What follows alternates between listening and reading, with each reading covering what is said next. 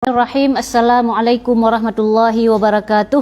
Waalaikumsalam warahmatullahi wabarakatuh. Alhamdulillahi rabbil alamin. Lahun ni'matu wa lahul fadlu wa lahus sana'ul hasan. Salawatullahil barrir rahim wal malaikatil muqarrabin ala sayyidina Muhammadin thahal amin wa ala alihi wa ashabihi at-tayyibin at-tahirin. Allahumma la sahla illa ma ja'altahu sahla wa anta ya hayyu ya qayyum taj'alul hasna idza syi'ta sahla. Allahumma rzuqna al-ikhlasa fil qawli wan niyyati wal amal. Rabbi shrah li sadri wa yassir li amri wahlul 'uqdatam min lisani yafqahu qawli. Alhamdulillah, pada hari ini dapat kita lanjutkan kitab Al-Qaulul Jali namanya. Yang kitab ini memuat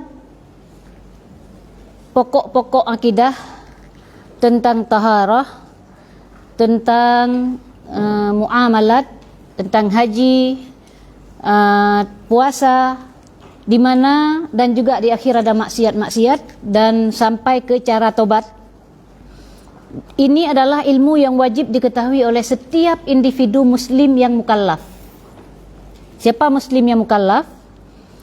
Seorang muslim yang sudah balik, berakal sehat, sampai ke telinga dia dakwah Islam, maka dia adalah mukallaf.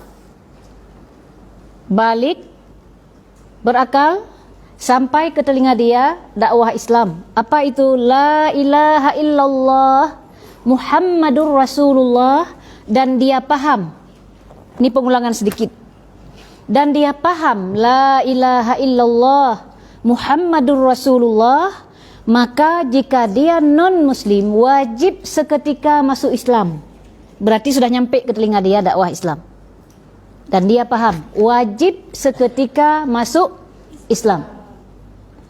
Jika mukallaf itu sudah muslim, seperti kita, alhamdulillah, orang Islam, lahir dari kedua orang tua yang Islam, maka kepada kita dan kepada orang non-muslim yang sudah masuk Islam, wajib hukumnya menetapi keislaman selama-lamanya.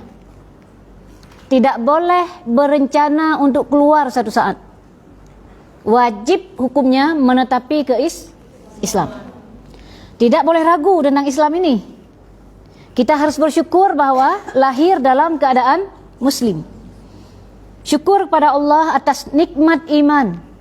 Maka cara kita bersyukur, tetapi keislaman jangan ada di hati kita. Kosongkan hati kita dari keinginan untuk keluar Islam suatu saat nanti.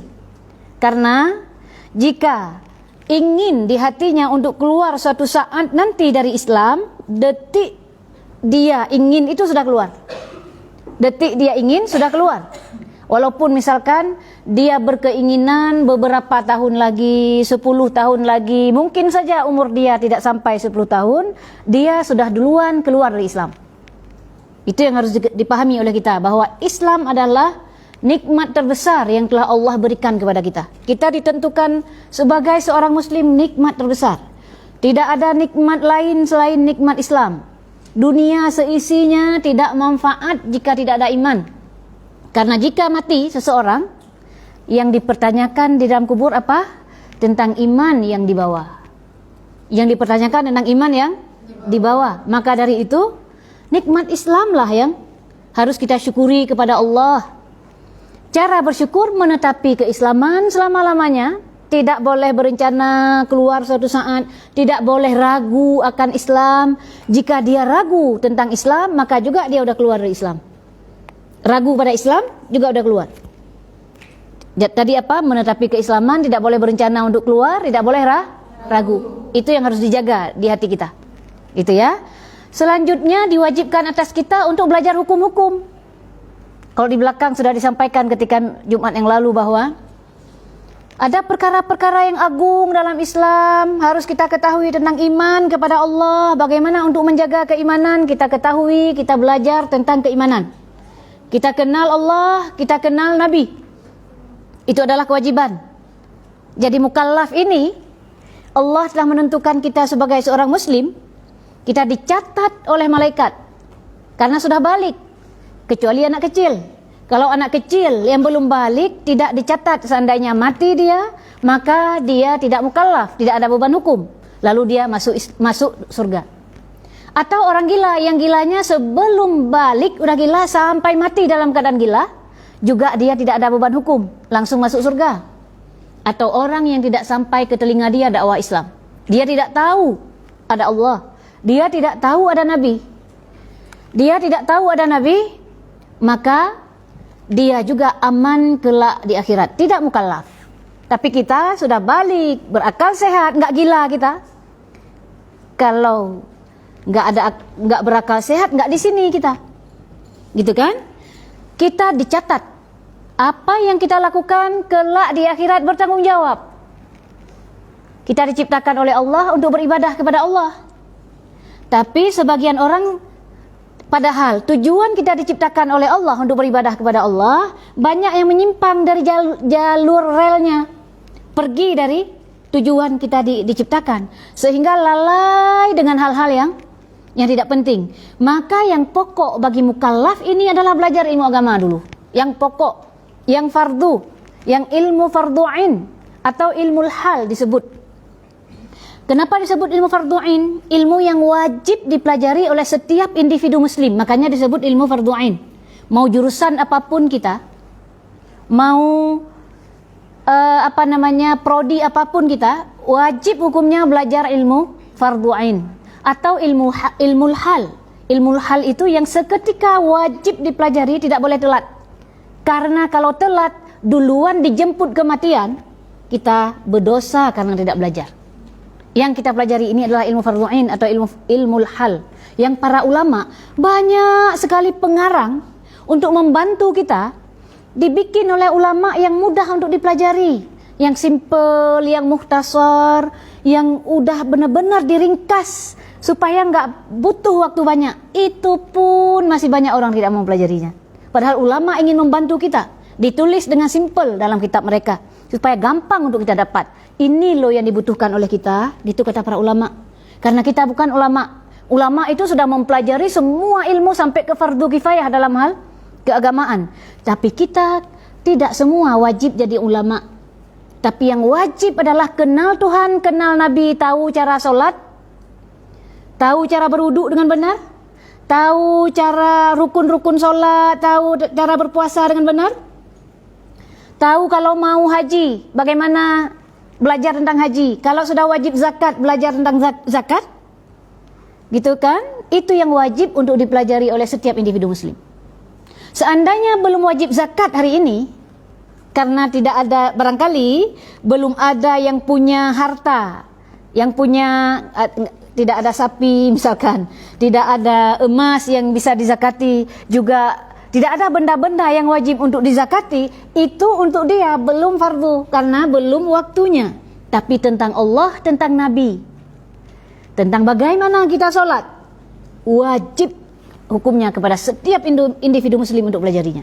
Enggak belajar, duluan ajal menjemput, dosa hukumnya. Sementara tidak belajar ilmu fardu kifayah, meninggal tidak diminta pertanggungjawaban. Karena kenapa? Sudah sebagian orang udah belajar. Walaupun ilmu bahasa Arab, walaupun ilmu BK, ilmu PAI tadi, ilmu macam-macam ilmu yang ada di kita ini, seandainya mati belum belajar, kita tidak diminta pertanggungjawaban. Namun kita banyak mengejar yang fardu kifayah, lupa yang fardu ain. Oleh karena itu, di sini ada tempat untuk kita belajar ilmu fardu ain. Kenapa kita tidak mendatanginya? Kenapa kita tidak datang untuk memenuhi kewajiban kita? Di akhirat kelak ditanya, adakah yang mengajarkan? Ada. Fardu ain ada yang mengajarkan. Kenapa tidak belajar? Salah sendiri. Karena kita mukallaf. Nah, ini dia mukaddimah, ya. Yang minggu lalu sudah kita sebut sedikit, tapi saya lihat tadi ketika tunjuk tangan banyak sekali yang hari ini baru memulai karena ini adalah semester baru. Waalaikumsalam. Ya, silakan. Lanjut kita ya. Nah, di belakang juga sudah kita sampaikan bahwa yang wajib oleh mukallaf itu untuk diketahui dan diucapkan seketika jika dia itu non muslim adalah dua kalimat syahadat, yaitu asyhadu an la ilaha illallah wa asyhadu anna muhammadar rasulullah. Orang non muslim yang ingin masuk Islam dengan dua kalimat syahadat, nggak bisa dia bilang saya yakin ada Allah, ya gitu. Misalkan ada orang bilang ayo masuk Islam supaya selamat di akhirat. Ya, saya udah yakin ada Tuhan. Saya tahu Nabi Muhammad itu utusan Allah. Sekedar tahu, tidak mau mengucap dua kalimat syahadat, tidak dianggap muslim. Karena yang wajib diucapkan adalah dua kalimat syahadat. Dan bagi orang muslim yang sudah keluar dari Islam karena murtad, dia juga wajib mengucapkan dua kalimat syahadat, tidak boleh ditunda, segera. Karena kalau ditunda berarti telah membiarkan diri dia tetap dalam kekufuran. Dan kita juga, jika ada orang ingin masuk Islam, segera Islamkan dia.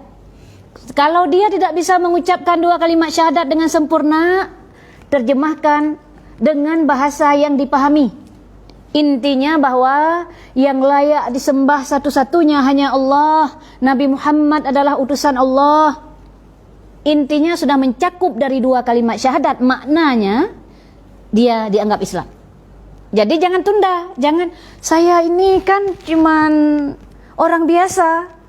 Ya Allah beri rahmat kepada kita dapat pahala untuk mengislamkan orang. Setelah itu baru diumumkan, yang penting diislamkan, jangan ditunda. Bahaya menunda orang masuk Islam, berarti ketika kita menunda orang masuk Islam, membiarkan orang dalam kekufuran. Itu maknanya, meridai kekufuran. Tidak boleh kita meridai sedetik pun. Harus segera islamkan jika orang itu ingin masuk Islam. Segera islamkan dia. Gak bisa dengan bahasa Arab tadi, dengan makna dari bahasa Arab itu. Paham? Jadi kalau ada orang yang minta kepada kalian ini, apalagi yang di perbatasan tinggalnya barangkali, ada yang ingin masuk Islam, dek, kuliah di mana? Di UIN. Saya mau masuk Islam nih, katanya. Bagaimana caranya? Syahadatkan. Saking penting orang bersyahadat, saking pentingnya orang bersyahadat ya. Bahkan ketika orang sedang solat, tidak boleh hukumnya merusak solat. Dosa merusak solat tanpa ada hal yang darurat. Ya, tidak ada sesuatu yang uzur. Apa yang dianggap itu darurat? Ada anak kecil mau jatuh, lalu harus dirusak solatnya. Misalkan, menyelamatkan nyawa, dirusak solat, itu yang dibenarkan. Yang uzurnya ya, yang boleh. Yang kemudian adalah masuk Islam dianggap uzur. Karena kenapa? Takutnya kalau dia mati belum Islam, dia selama-lamanya di neraka. Kita diminta untuk menyelamatkan orang, lagi solat. Datang orang ingin masuk Islam, boleh kita hentikan jika dia tidak paham. Tapi seandainya dia paham, misalkan kita bilang, asyhadu an la ilaha illallah wa asyhadu anna muhammadar rasulullah. Kita dalam solat niat zikir tadi. Kalau ngomong manusia itu batal solat. Ini niatnya zikir. Diucapkan ternyata dia paham, udah ngaji, tapi belum Islam, udah duluan ngaji misalkan. Kita ucapkan itu, dia paham langsung mengikuti. Sah Islam dia, kita tidak batal solat. Tapi kalau nggak paham-paham, kita yang harus. Kalau nggak paham-paham, kita yang harus membatalkan solat. Islamkan dia, baru lanjut kita solat kembali. Bukan lanjut udah 2 rakaat lalu disambung, nggak. Dimulai dari awal, karena tadi sudah terhitung batal solatnya. Itu ya, paham ini ya. Jadi jangan ditunda orang masuk Islam. Tidak boleh menunda. Ini.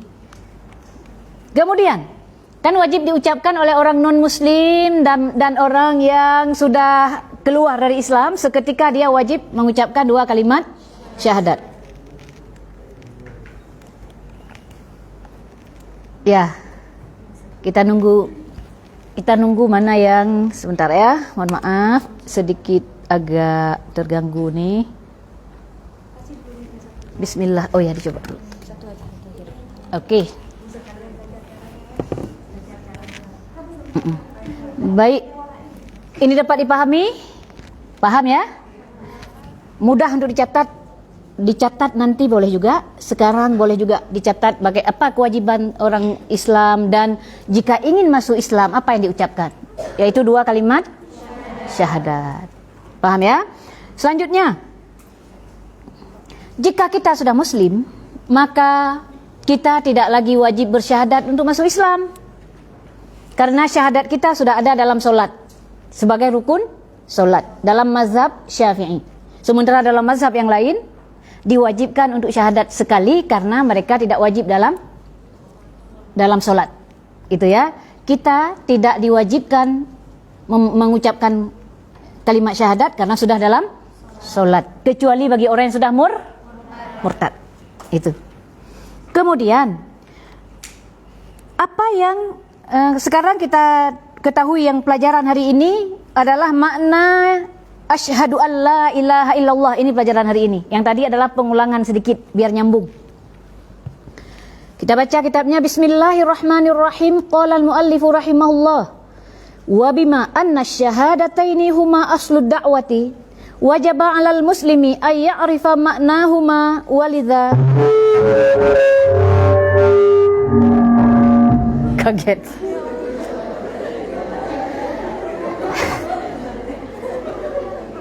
Bismillah. Spot ya.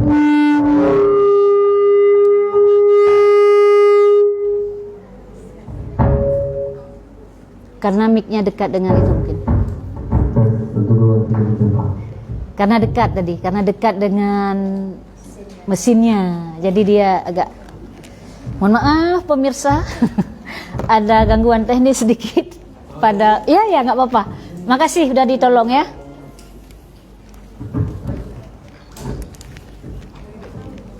Bismillah. Nah, jadi saya nggak teriak-teriak lagi. Baik, kita lanjut. Ya. Jadi hari ini kita bahas tentang makna makna kalimat syahadat. Yang pertama, syahadat yang pertama, yaitu asyhadu an la ilaha illallah wa asyhadu anna Muhammadar Rasulullah. Yang pertama tadi ya, belum ke syahadat yang kedua, belum ke wa asyhadu anna Muhammadar Rasulullah. Mohon maaf. Kita baca bismillahirrahmanirrahim. Kita ulang. Wa bima anna syahadataini huma aslud da'wati wajaba 'alal muslimi ay ya'rifa ma'nahuma walidha bada al-musannifu rahimahullahu ta'ala bi syarhi syahadatil ula faqala wa ma'na asyhadu an la ilaha illallah a'lamu wa a'taqidu ay uz'inu bi qalbi wa a'tarifu bi lisani an la ma'buda bihaqqin illallah. Dan makna dua syahadat, karena dua kalimat syahadat ini adalah merupakan asal dakwah, maka wajib kepada setiap muslim untuk mengetahui maknanya. Maka pengarang rahimahullah menjelaskan makna syahadat pertama dulu. Apa maknanya? Dan makna asyhadu an la ilaha illallah, aku mengetahui, aku meyakini di hatiku, dan aku mengakui dengan lidahku. Aku mengetahui, aku meyakini, dan aku mengakui dengan lidahku bahwa tidak ada yang disembah dengan benar kecuali hanya Allah. Tidak ada yang disembah dengan benar kecuali hanya Allah. Jadi yang benar-benar untuk kita sembah adalah Allah. Ya. Ai annahu la yastahiqqu ahadun ay yu'bada.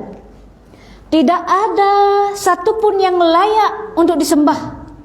Ai yutadzallila lahu nihayatat tadzallul. Tidak ada sesuatu yang berhak untuk kita merendahkan diri, untuk kita ibadahi, illallah, kecuali hanya Allah.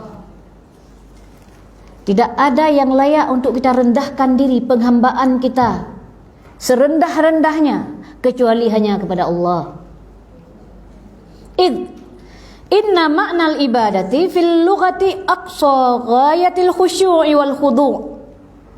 Jadi, makna ibadah secara bahasa, makna ibadah adalah puncak kekhusyukan. Puncak kekhusyukan. Dan puncak perendahan diri. Puncak ibadah. Kama nassa ala dzalika al-hafidhul lughawi Taqiyuddin As-Subki. Sebagaimana Taqiyuddin As-Subki telah menyebutkan, telah dinaskan oleh Taqiyuddin As-Subki. Pernah dengar nama Taqiyuddin As-Subki? Ketika disebut Al-Hafidh, berarti beliau menghafal 100.000 hadis lebih dengan rijalul hadis, sanad matannya dihafal semua dengan rijalul hadis. Itu golongan Al-Hafidh.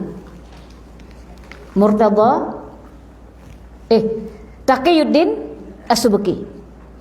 Jadi tidak ada satupun yang berhak disembah menurut kata beliau, yang menerima puncak perendahan diri kecuali hanya Allah. Karena makna ibadah dalam bahasa adalah puncak perendahan diri dan ketundukan. Nah, fayu'lam min hadza annahu laisa ma'nal ibadati mujarradat ta'ati.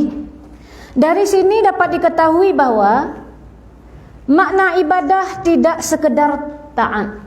Jadi makna ibadah tidak sekedar taat. Puncak tadi, yang namanya puncak tidak ada setelah itu. Penghabisan, puncak, ya kan? Jadi puncak ibadah kita hanya kepada Allah. Puncak perendahan diri kita hanya kepada Allah, tidak ada selain Allah. Dari sini dapat diketahui bahwa makna ibadah bukan sekedar taat. Jadi jika kita taat pada orang tua bukan bermakna beribadah kepada orang tua.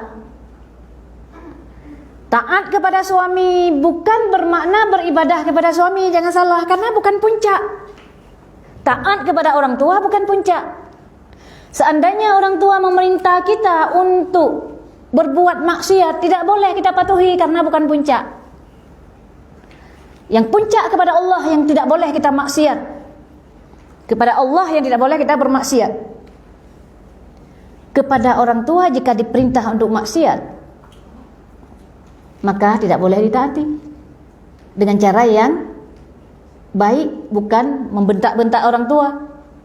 Orang tua meminta untuk membeli khamar, kita bilang enggak boleh karena ini haram, misalkan. Bukan puncak. Ya. Kepada selain Allah walaupun kita taat bukan puncak. Taat pada guru bukan puncak. Karena puncak tadi hanya kepada Allah. Yang perintahnya senantiasa kita patuhi, larangannya kita tinggalkan. Orang yang beribadah kepada Allah, puncak kepada Allah, taat kepada Allah, jadi bukan sekedar taat biasa. Ya, jadi jangan takut nanti taat kepada guru jadinya syirik. Enggak, taat kepada orang tua nanti syirik. Enggak gitu, karena bukan sekedar makna taat. Awin nida, bukan sekedar nida, bukan sekedar memanggil ya Muhammad. Kalau kita panggil Nabi Muhammad dalam berdoa, tidak serta-merta orang yang memanggil Nabi Muhammad dalam doa dikatakan sudah syirik karena memanggil kepada selain Allah. Atau seperti kita, ada yang baru meninggal orang tua, dia panggil ayah, misalkan baru meninggal bapaknya atau meninggal ibu, mama, pergi ke kuburannya dipanggil sedih, lalu dikirimkan doa misalkan. Apakah sekedar memanggil itu sudah ibadah? Tidak. Sekedar memanggil bukan itu ibadah. Ya, jadi kita memanggil Nabi Muhammad, ya Muhammad. Dalam orang bertawassul dibenarkan. Karena kenapa? Karena bukan puncak itu. Tawassul diajarkan oleh Nabi kita Nabi Muhammad.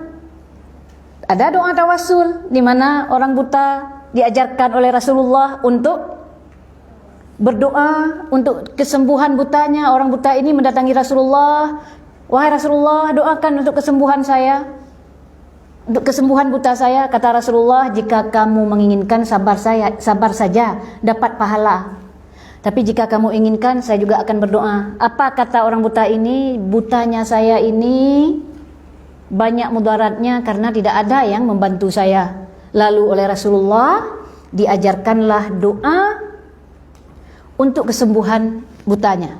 Apa kata Rasulullah? Itil midha, pergi ke tempat wudhu, wasalli raka'ataini, salatlah 2 rakaat, lalu bacalah doa, Allahumma inni as'aluka wa atawajjahu ilaika binabiyyina Muhammadin nabiyyur rahmah. Ya Muhammad, dipanggil dalam doa, diajarkan oleh Nabi. Dan orang ini solat sendiri, bukan di depan Nabi. Ya Muhammad, inni atawajjahu bika ila rabbi fi hajati. Wahai Nabi Muhammad, disebut Nabi Muhammad, aku memohon kepada Allah dengan menyebut namamu agar disembuhkan butaku. Setelah orang buta ini berdoa dengan doa tadi, masuk ke majelis, dilihat oleh para sahabat yang lain seperti tidak pernah buta. Begitu keberkahan menyebut nama Nabi. Jadi bukan ini puncak. Menyebut nama Nabi sudah diajarkan oleh Nabi tadi dengan dalil bolehnya memanggil Nabi ketika dalam masalah, ya Rasulullah, semoga ada jalan keluar masalah saya. Bukan Rasulullah yang memberi mudarat, yang memberi manfaat, yang menciptakan mudarat, yang menciptakan manfaat, bukan Rasulullah, tapi Allah. Karena Rasulullah manusia, makhluk yang paling dicintai oleh Allah, ketika disebut nama beliau, itu menyebabkan dikabulkan doa. Karena beliau adalah manusia yang paling dicintai oleh Allah. Disebut nama beliau, menyebabkan dikabulkan doa. Jadi, bukan Rasulullah pencipta mudarat. Kita kalau ngerti akidah, tadi bukan puncak ibadah, bukan ini maknanya. Bukan sekedar memanggil. Jadi bukan sekedar memanggil ya Muhammad, ya Rasulullah, sebagaimana dilakukan juga oleh sahabat yang lain. Ya Rasulullah, katanya.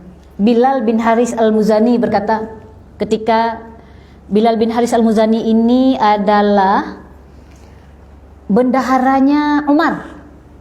Tentu saja Umar tidak angkat sembarangan bendahara. Ini bendahara itu orang-orang terpercaya, apalagi masa kekhalifahan Umar. Kala itu lama tidak turun hujan, paceklik.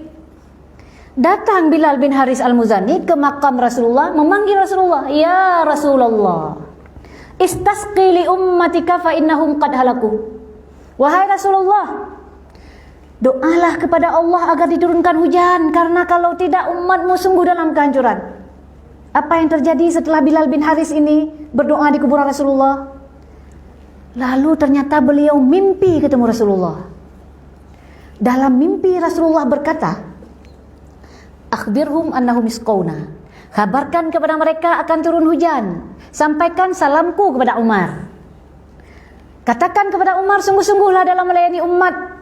Ini disampaikan kepada Sayyidina Umar. Masya Allah, Sayyidina Umar ketika disampaikan salam kan gembira. Dari Rasulullah dapat salam, Masya Allah. Walaupun dalam mimpi, barang siapa yang melihat Rasulullah dalam mimpi, sungguh telah melihat Rasulullah, karena syaitan tidak bisa menyerupai Nabi. Itu kan hadis. Benar-benar dilihat berarti. Dan disampaikan lagi salam, berbunga-bunga dapat salam dari Rasulullah. Namun kata-kata yang gak enak itu yang terakhir. Wa qul alaihi kaisa. Sampaikan kepada Umar, sungguh-sungguh dalam melayani umat. Lalu kata Umar, saya telah bersungguh-sungguh, saya akan lebih bersungguh-sungguh lagi. Kata para ulama tentang hadis ini, ulama ahli hadis, ini sesungguhnya kritik kepada Umar. Kenapa enggak Sayyidina Umar langsung datang ke kubur Rasulullah? Itu artinya telah dilakukan oleh para sahabat, datang ke makam Rasulullah untuk memanggil Rasulullah, sebagaimana yang dilakukan oleh Bilal bin Haris al-Muzani. Ini sahabat, Ini bendaharanya Umar. Itu seandainya ini menentang yang dilakukan oleh Sayyidina Umar, oleh Bilal bin Haris al-Muzani, tentu saja Sayyidina Umar akan berkata, kamu telah melakukan syirik kepada Allah, ya kan? Tapi Sayyidina Umar nggak mengatakan itu, nggak mengatakan bahwa kamu telah melakukan syirik, tidak. Bahkan beliau senang. Itu jadi dalil oleh para ulama bahwa boleh memanggil, telah dilakukan oleh para sahabat. Bilal bin Rabah juga ke kuburan Rasulullah menyampaikan kerinduan karena mimpi ketemu Rasulullah. Apakah engkau tidak rindu padaku? Kata Rasulullah. Lalu beliau rasanya tidak sabar lagi ingin pulang ke Madinah, ingin ke makam Rasulullah. Ternyata Bilal bin Rabah setelah Rasulullah wafat tidak pernah azan lagi, tidak bisa azan saking sedihnya. Kekasihnya telah wafat. Lalu karena mimpi ketemu Rasulullah, rasanya tidak pagi lagi, begitulah gitu kan kira-kira. Jadi beliau bergegas mempersiapkan barang-barangnya, pulang ke Madinah, langsung ke makam Rasulullah. Telah dilakukan oleh para sahabat. Bilal bin Rabah masuk surga itu. Kalau yang beliau lakukan itu syirik, nggak mungkin Rasulullah menjanjikan orang masuk surga, orang-orang itu orang yang syirik. Itu ya. Jadi makna ibadah bukan sekedar memanggil, bukan sekedar isti'anah minta tolong, bukan. Jadi bukan berarti ketika kita minta tolong syirik. Minta tolong kepada teman syirik, karena kenapa? Minta tolong kan harusnya kepada Allah. Fa iza sta'anta fasta'in billah. Apabila kamu minta tolonglah kepada Allah. Benar ayat itu. Tapi yang dimaksud apabila kamu minta tolong kepada Allah, pertolongan khusus. Bukan pertolongan yang umum. Pertolongan khusus itu, makanya para ulama yang ngerti ini. Kita membaca Al-Quran, baca hadis, nggak ngerti di balik itu. Apakah ini khusus, apakah ini berlaku umum, kita nggak ngerti kalau tidak ada ulama. Ternyata ulama menjelaskan bahwa ini pertolongan khusus. Misalkan minta panjang umur hanya kepada Allah. Masa kepada manusia minta panjang umur? Minta ditambah rezeki, berkat Rasulullah boleh, tapi mintanya kepada Allah. Ada lagi pertolongan biasa. Pernahkah kita mengatakan kepada kawan, tolong saya sakit, nggak ada orang di rumah, tolong kesini ya, sakit kali perut, tolong beli obat sebentar. Pernah nggak? Nanti kalau orang berkata bahwa semua minta tolong nggak boleh selain minta tolong kepada Allah, jadi orang yang minta tolong tadi untuk dibelikan obat syirik. Karena kenapa? Karena minta tolong kepada selain Allah. Nggak gitu kan? Kita sering minta tolong, itu pertolongan umum, pertolongan biasa itu. Minta tolong pinjam uang bentar, nggak ada duit, tolong beliin obat ya, nanti duit saya ganti sampai di sini. Minta tolong, ya kan? Sesama teman memberi pertolongan kepada kawan, dapat pahala orang yang nolong. Kalau syirik nggak dapat pahala. Yang nolong lillahi ta'ala, saya bantu teman dia sedang sakit, dapat pahala. Gitu kan? Jadi tidak sekedar minta tolong. Jadi jangan langsung menerjemahkan Al-Quran sendiri lalu langsung dimaknai secara umum. Gak gitu kadang-kadang. Ada yang berlaku khusus, ada yang berlaku umum. Paham? Gitu ya. Jadi bukan sekedar minta tolong, bukan sekedar takut, awil khauf, bukan sekedar takut. Kita takut kepada Allah, arti takut kepada Allah karena kita takut kepada Allah, lalu kita menuju kepada ketaatan kepada Allah. Yang dilarang takut untuk kita lakukan, itu namanya takut kepada Allah. Tapi kalau takut kepada sesama, takut kepada selain Allah tidak sama. Takut kepada selain Allah bagaimana contohnya? Takut pada guru. Pernah takut pada guru? Dimarahin. Nanti takutnya dikasih nilai. Enggak sama takut kepada Allah dengan takut kepada dosen. Atau takut kepada tikus. Misal, kalau takut kepada tikus lari, takut kepada dosen, semoga cepat selesai ibu ini. Misal, takut sekali. Gitu kan? Beda takut kepada Allah, beda takut kepada selain Allah. Takut kepada Allah, kita menuju kepada taat kepada Allah. Kita ingin menjauhkan yang dilarang oleh Allah karena malaikat mencatat ada akhirat. Takut pada Allah. Enggak berani bermaksiat di belakang manusia, di depan manusia enggak berani. Karena kenapa? Takut, enggak mau. Diminta dia diuji. Seperti diuji dia oleh orang.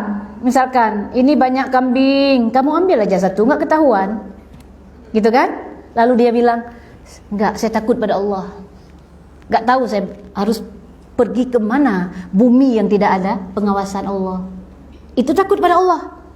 Di depan orang atau di belakang orang takut. Beda takut kepada manusia. Di depan dosen, ya bu, iya siap bu, senyum-senyum bawa makanan lagi ke rumah dosen di depan. Begitu dosen itu sudah nggak ngasuh mata kuliah, kayak nggak kenal, lewat di depan pura-pura nggak lihat. Karena kenapa? Karena dulu saya perlu, dulu saya butuh, sekarang nggak perlu lagi, begitu. Mudah-mudahan nggak gitu. Depan atau belakang ada pahala jika kita taat, jika kita menghargai yang lebih tua. Itu adalah jika kita niatkan lillahi ta'ala, dapat pahala. Gitu ya. Jadi bukan sekedar takut. Ya, bukan sekedar takut. Awir raja. Kama yadhunnu ba'dun nas, sebagaimana yang dikira oleh sebagian orang. Sebagaimana yang dikira oleh sebagian orang, karena sebagian orang berpikir jika dia langsung balik, langsung jika fa iza sta'anta fasta'in billah, dikira setiap minta tolong kepada selain Allah udah jatuh ke syirik. Enggak sebagaimana dikira oleh banyak orang. Makanya kita harus belajar. Karena ilmu tauhid, ilmu agama tidak bisa kita peroleh dengan akal kita tanpa kita pakai ulama. Karena dasar agama adalah bukan akal. Seandainya dasar agama adalah akal, mungkin kita sendiri-sendiri berpikir menurut kita masing-masing. Tapi karena dasar agama adalah bukan akal, tapi akal sehat yang menjadi saksi kebenaran dalil, kebenaran Al-Quran, kebenaran hadis, maka kita harus belajar. Karena untuk memahami dalil ini, sumbernya benar Al-Quran dan hadis, tapi untuk memahami tanpa guru tidak bisa. Jadi dilarang baca sendiri, dilarang apalagi tentang tauhid, juga tentang fikih. Pengamalan ibadah kita belum tuntas, kewajiban kita sebelum mencari ilmu. Oh, saya sudah kan dibilang sama ibu waktu itu, kita kan wajib mengetahui tentang Allah, mengetahui tentang Nabi. Lalu di rumah buka Google, lalu di rumah buka YouTube. Itu belum cukup syarat. Karena Rasulullah bersabda, ya ayyuhan nas ta'allamu, wahai para manusia belajarlah. Fa innamal ilmu bitta'allum, karena sesungguhnya ilmu diperoleh dengan cara belajar. Wa innamal fiqhu bitafaqquh, pemahaman ilmu agama diperoleh dengan cara tafaqquh, belajar. Fa innamal ilmu bitta'allum, fa innal fiqhu bitafaqquh. Fa innamal ilmu bitta'allum, belajar ilmu. Faman yuridillahu bihi khairan, faman yuridillahu bihi khairan yufaqihu fid din. Barang siapa yang Allah kehendaki kebaikan pada dia, maka dia diberi mudah dalam memahami agama. Jadi, jika merasa mudah belajar, berarti Allah telah memberi pertolongannya kepada dia. Dia yang dari enggak tahu, tiba-tiba datang dosen minta kemari. Dari nggak tahu jadi tahu, dan dia merasa, oh saya butuh ilmu ini, saya merasa ingin belajar. Ini berarti Allah berikan kepada dia kebaikan. Barang siapa yang Allah kehendaki kebaikan, semoga yang hadir di sini adalah orang-orang yang dikehendaki oleh Allah kebaikan padanya. Amin. Ya, ciri orang baik itu belajar ilmu agama, tidak sok pintar sendiri. Nanti kalau nggak belajar ilmu agama, yang pintar dia buat-buat hukum sendiri. Gitu ya. Jadi wajib belajar pada guru dengan bersanad. Untuk ilmu agama, ya, untuk khusus ilmu agama. Kalau kalian belajar ilmu dunia tentang bagaimana tutorial pakai jilbab, bagaimana tutorial makeup, dia belajar sendiri gitu ya. Bagaimana tutorial bikin kue, itu urusan dunia, salah tidak menyebabkan masuk neraka. Silakan. Tutorial mau jualan ini, apa ya, makanan-makanan yang kekinian yang disukai oleh anak-anak muda, akhirnya dia bikin makanan kekinian dari mana? Belajar dari YouTube. Kalau salah tidak berdosa, karena itu urusan dunia. Tapi kalau urusan agama salah, apalagi kita wariskan kesalahan itu kepada orang lain, maka hati-hati. Apalagi kita ini calon guru ini semua, coba bayangin. Calon guru wajib hukumnya belajar ilmu. Kepada siapapun wajib, tapi guru lebih lagi, karena kita nanti masuk ke sekolah. Di sekolah banyak kasus, banyak yang bertanya tentang Allah anak-anak, nggak bisa kita jawab. Kemarin di kelas saya, di kelas media, ada yang tanya, Ustazah, nanti pada makna al-wahid akan masuk sebentar lagi, tapi ini ada kaitannya. Ada siswa bertanya pada saya, Bu, Allah dari mana muncul tiba-tiba, katanya. Coba ngerinya pertanyaan ini. Kalau nggak belajar kita nggak bisa jawab. Pertanyaan di mana, pertanyaan bagaimana, ini akan sebentar lagi akan kita masuk. Bagaimana kita menjawabnya? Nah, kita sudah sampaikan tadi makna la ilaha illallah atau asyhadu an la ilaha illallah. Bahwa aku mengetahui, aku meyakini, aku mengakui dengan lidahku bahwa tidak ada yang disembah dengan benar, hanya Allah. Dari sini dapat diketahui bahwa makna ibadah adalah dalam secara bahasa puncak perendahan diri dan ketundukan. Itu kan? Tidak sekedar taat, tidak sekedar memanggil, tidak sekedar minta tolong dan seterusnya. Lalu Tuhan yang kita sembah tadi, yang kita ibadahi, puncak perendahan diri kita kepada Allah, yang kita ibadahi hanya kepada Allah, harus kita kenal, jangan salah kaprah. Bukan sekedar mengucapkan Allah dengan fasih, dianggap sudah kenal. Kenali dulu sifat-sifat Allah. Mengenal Allah adalah dengan mempelajari sifat-sifatnya, bukan dengan membayang-bayangkan Allah. Dicari-cari dengan pikiran dia, gimana dia bilang gimana, padahal bagaimana itu tidak boleh tanya kepada Allah. Dia membayang-bayangkan sebahagian karena tidak belajar, dibayang-bayangkan sampai pada satu keyakinan, sepertinya tidak ada Tuhan. Na'udzubillah. Karena kenapa? Buktinya setelah saya baca buku filsafat, setelah saya melanglang buana, saya yang dibaca entah buku apa, saya melihat sepertinya, kata dia, tidak ada Tuhan karena tidak tampak. Ini orang ateis. Atau ada orang membayang-bayangkan sampai bayangan dia pada satu hakikat, ada bentuk, berdimensi, bertempat, berwarna, sampai ke situ bayangan dia, maka dia jatuh ke dalam musyabbih. Apa itu musyabbihah? Orang yang menyerupakan Allah dengan makhluknya. Dia kira tadi udah kenal Allah fasih di lidah dia. Ada lagi orang yang merasa dirinya tidak mampu untuk berfikir tentang Allah. Mahma tasawwarta bibalika fallahu bikhilafi dzalika. Apapun yang terlintas di benakmu tentang Allah, Allah tidak seperti itu. Al-ajzu an darakil idraku, kata Sayyidina Abu Bakar. Wal bahthu an dzatihi kufrun wa isyraku. Lemahnya kita dalam berfikir tentang Allah itulah iman. Berupaya keras berfikir tentang Allah itulah kufur dan syirik. Sampai ke itu dia, enggak berfikir tentang Allah, takut jatuh ke dalam syirik, tidak dibayang-bayangkan hakikat Allah. Inilah orang muwahhid. Inilah orang yang telah mensucikan Allah dari keserupaan dengan makhluk. Bukan orang bertauhid yang mengatakan Allah berbentuk. Yang bertauhid, yang muwahhid, ya, adalah orang yang meyakini bahwa Allah tidak serupa dengan makhluknya. Paham? Inilah muwahhid. Karena kata Imam Junaid Al-Baghdadi, ma huwa tauhid? Ifradul qadim minal muhdath. Yang disebut dengan tauhid adalah mensucikan zat yang qadim, yang tidak bermula, dari muhdath, dari sifat-sifat yang baru, dari sifat-sifat makhluk. Inilah tauhid. Jangan salah, jangan label-label tauhid langsung dikira sudah ahli tauhid. Paham? Bingung? Mudah-mudahan tidak bingung.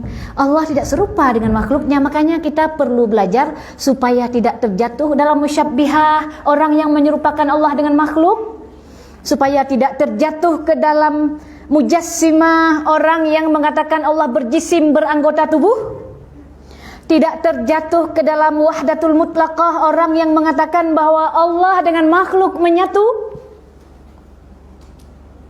tidak terjatuh kepada ateis bahwa dia mengatakan Allah tidak ada. Paham?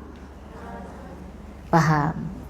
Siapkan pertanyaan ya, supaya lebih paham nanti. Supaya lebih paham tentang ini, penting untuk kita ketahui. Ya. Lalu tadi kita katakan bahwa Allah tidak serupa dengan makhluk. Setelah kita ketahui, kita yakini dan kita akui dengan lidah, Allah yang kita sembah tidak serupa dengan makhluk, bersifat dengan sifat Al-Wahid.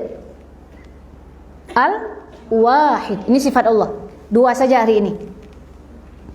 Al-Wahid, nanti ke depan Al-Awwal, Al-Qadim, Al-Hayyu, Al-Qayyum, banyak kita pelajari sifat Allah. Karena kita tidak bisa mencintai sesuatu yang kita nggak kenal. Bagaimana yang ngaku-ngaku cinta tapi nggak kenal?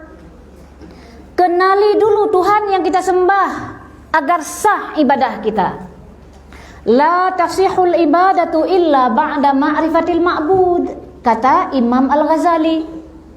Tidak sah ibadah seseorang sampai dia kenal Tuhan yang disembah. Kenali dulu Tuhan yang kita sembah sekarang. Allah bersifat Al-Wahid. Apa makna Al-Wahid? Di kelas kami sudah. Nah, Al-Wahid maknahu la syarika lahu fil uluhiyah. Bahwa Allah Esa, tidak ada sekutu baginya. Esa Allah, tidak ada sekutu baginya. Apa yang dimaksud Esa, tidak ada sekutu baginya? Jadi kalau kita sebut Al-Wahid, jangan lagi dibayangkan angka. Jangan lagi dibayangkan satu, bukan gitu. Kalau ke Allah, wahid selain Allah, ya. Kitabun wahid, satu buku, gitu kan? Kepada selain Allah, wahid memang angka. Tapi kepada Allah ketika disebut Al-Wahid, Esa, tidak ada sekutu baginya. Nanti ditanya di sekolah oleh anak-anak, Bu, apa makna Esa, Bu? Pokoknya satu, kata ibu guru. Satu itu gimana, Bu? Bingung anak sekarang, ada yang bilang begitu pertanyaannya di sekolah. Makanya kita harus asup ini ilmu ini supaya mampu kita jelaskan nanti. Esa, apa makna Esa? Tidak ada sekutu baginya. Sehingga kenapa nggak boleh tanya bagaimana? Karena tidak ada sekutu. Ya. Allah Esa, tidak ada sekutu baginya. Esa Allah dalam zat, berarti zat Allah tidak ada sekutu baginya. Zat Allah adalah, jangan dibayangkan, kalau kita sebut zat Allah adalah hakikat adanya Allah yang tidak serupa dengan makhluknya. Ini adalah ketika disebut zat Allah, maknanya adalah hakikat adanya Allah yang tidak serupa dengan makhluk. Jangan bayangkan lagi, selesai sudah. Karena kalau dibayangkan nanti jatuh ke dalam kufur dan syirik. Paham kan? Tadi kan kita sudah sampaikan, la syarikalah bermakna Esa, tidak ada sekutu baginya. Jangan dibayangkan lagi, selesai. Tidak dapat dibayangkan. Tidak ada sekutu. Kalau kita mau mengambil tentang alam, semua ada sekutunya. Sedang diamati oleh anak bu guru, salju itu bagaimana? Ada sekutu salju itu. Ada awalan, dia benda berdimensi dingin sama seperti mirip-mirip es, diserut es, ini kayak gini salju mirip. Masih bisa kan? Ada sekutu. Seluruh alam ada sekutu. Allah tidak ada sekutu. Makanya ketika anak bertanya bagaimana, langsung kita stop. Tidak boleh tanya bagaimana, karena Allah tidak ada sekutu. Oh gitu ya Bu Guru? Iya. Gak boleh tanya di mana, stop dulu pertanyaannya. Jangan explore tentang Allah. Jadi scientific berlaku kepada selain Allah. Ya. Yang boleh scientific tentang makhluk ciptaan Allah, untuk membuktikan adanya Allah. Bagaimana cara scientific pada makhluk ciptaan Allah? Kita tadi sudah sampaikan bahwa Al-Wahid, Allah Esa, tidak ada sekutu baginya. Kalau tadi kita katakan hakikat Allah, zat Allah adalah hakikat adanya Allah yang tidak serupa dengan makhluknya, ini tidak ada sekutu. Gitu kan? Tidak boleh tanya bagaimana.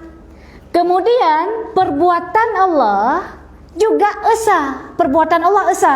Jadi Esa pada zat, Esa pada perbuatan, Esa pada sifat. Bagaimana ini maksud Esa pada perbuatan?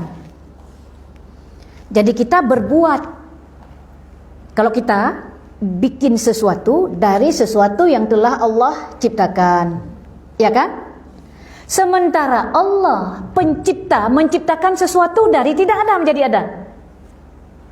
Kalau kita bikin timpan tanpa bahan, bisa? Gak bisa. Udah berbeda. Memang gak serupa dengan apapun sifat Allah, perbuatan Allah. Bukan ketika dikatakan dalam ayat Al-Quran, khalaqtu biyadayya, itu bermakna bahwa Allah menciptakan Nabi Adam dengan dua tangan, bukan. Tapi dengan pengawasan Allah yang dimaksud. Bukan dengan tangan, karena kenapa? Tadi perbuatan Allah tidak serupa dengan manusia. Bukan seperti ditanya oleh kawan kita satu orang juga kemarin, didengar katanya Allah menciptakan bumi dengan tangannya. Dikira seperti manusia bikin mengadon-adon tepung. Adon tepung, mau bikin adonan, ya, adonan roti. Bukan seperti itu, karena tadi perbuatan Allah tidak serupa dengan perbuatan makhluk. Ya, jangan dibayangkan begitu.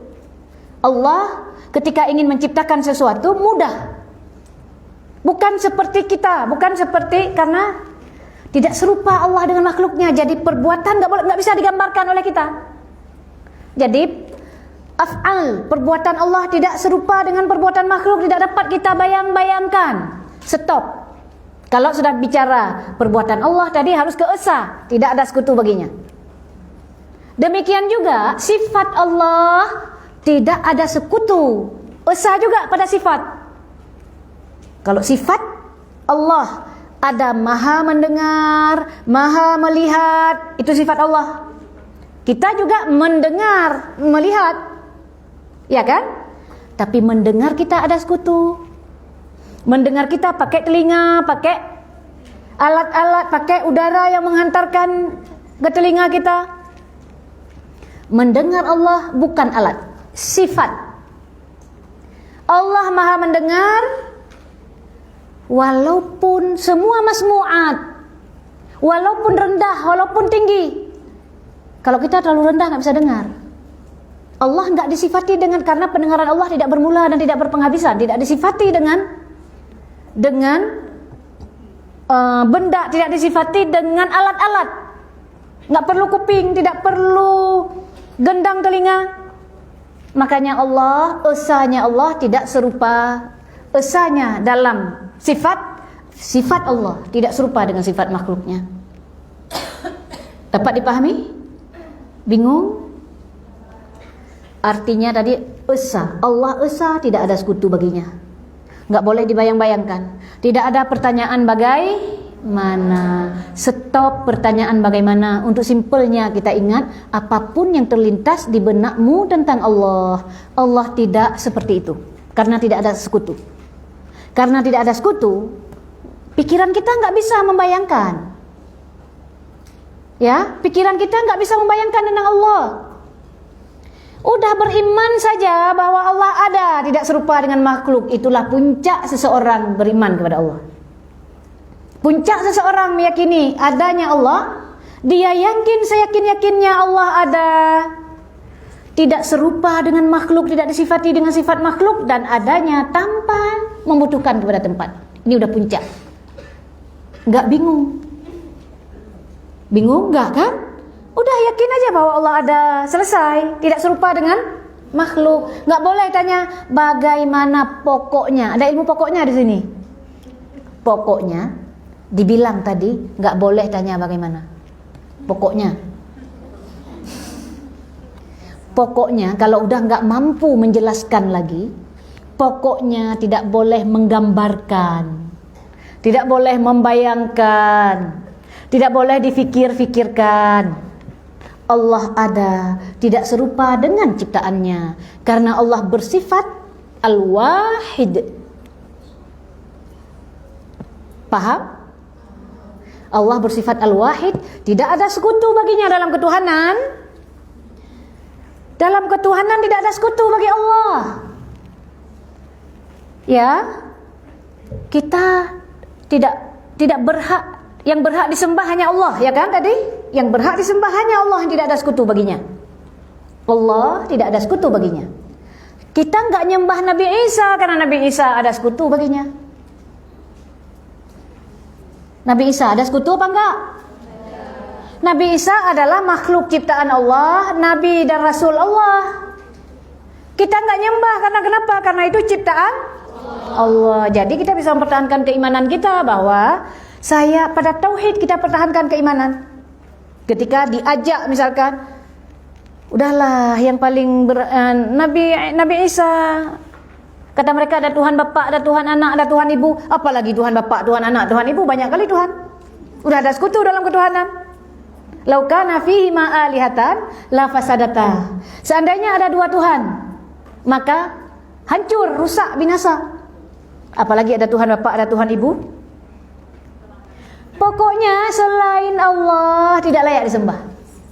Ada sekutu semua. Mana? Coba sebut yang enggak ada sekutu. Semua ada sekutu. Selain Allah semua ada sekutu. Selain Allah semuanya ada sekutu.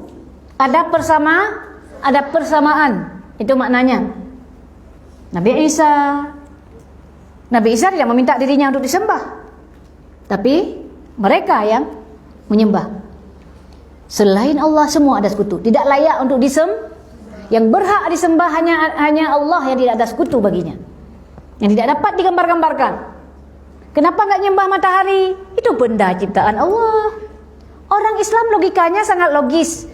Ketika orang non-muslim berkata, ayo sembah matahari saja, kan orang-orang yang nyembah matahari pinter-pinter, maju-maju negaranya katanya. Kita bilang, matahari disembah. Itu anak kecil juga tahu matahari itu diciptakan oleh Allah. Pencipta tidak serupa dengan ciptaan. Matahari itu lemah. Dia terbit di timur, tenggelam di barat, kecuali nanti waktu kiamat ketika Allah berkehendak untuk keluarnya itu dah kebalik. Dia tidak kuasa. Yang kuasa adalah Allah, pencipta matahari. Ini bukti bahwa akal tidak bisa menemukan kebenaran. Akal tidak bisa menemukan kebenaran.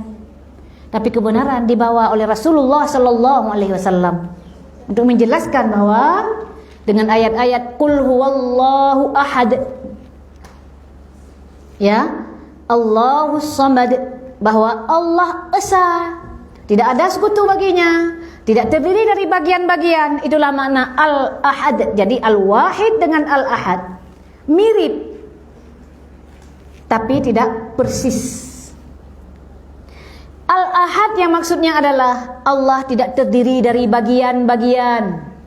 Tidak ada bagian-bagian Allah. Tidak ada bagian kepala, bagian tengah, bagian kaki. Enggak. Tidak berdimensi. Ya, semua makhluk ciptaan Allah berdimensi. Makhluk ciptaan Allah berdimensi. Benda, setiap yang diciptakan oleh Allah, benda ada dua secara umum.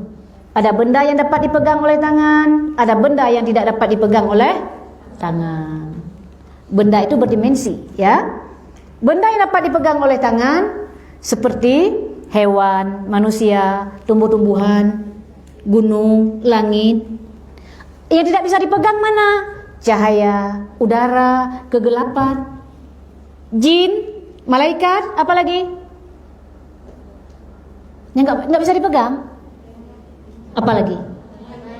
Bayangan, suara bisa diambil? Gelap bisa diambil? Cahaya bisa disimpan di dalam botol? Kalau air bisa ya, kalau cahaya nggak bisa. Mati lampu, simpan cahaya untuk nanti malam. Kecuali dicas lampu yang bisa dicas. Yang bisa dicas saja. Apa bisa ini cahaya ini mau dimasukkan dalam botol, disimpan? Bisa. Ini makhluk ciptaan Allah tidak serupa dengan Allah.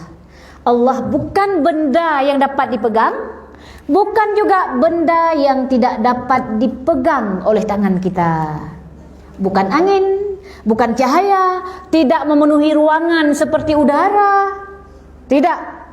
Apapun yang terlintas di benakmu tentang Allah, maka Allah tidak seperti itu. Coba dulu kita sebut bersama-sama. Apapun. Coba ikuti saya ya.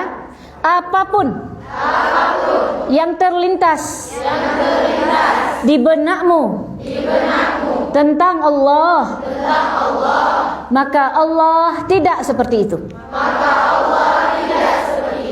Ini pernyataan untuk mengakhiri pertemuan kita hari ini. Sehingga nanti ketika pulang, kalau ada setan sedang membuat was-was, langsung bisa ditolak. Allah tidak serupa. Difikir, dibimbing oleh setan untuk berfikir. Enggak, Allah enggak bisa dibayang-bayangkan. Tapi lintasan tidak merusak keimanan. Lintasan ya, selama tidak diyakini.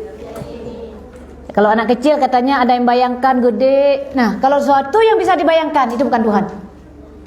Gitu aja ya. Sesuatu yang mampu dilintas di benak kita itu bukan Tuhan, karena Allah menciptakan kita di dunia ini tidak bisa berfikir tentang Allah. Paham? Alhamdulillah. Semoga paham. Berdoa kepada Allah, semoga diterangkan hati kita memahami tentang Allah. Memahami bukan berfikir. Simple, pahami aja. Jangan banyak berfikir. Nanti jatuh dalam kufur dan syirik. Baik, kita sudahi. Terima kasih kepada yang telah bergabung.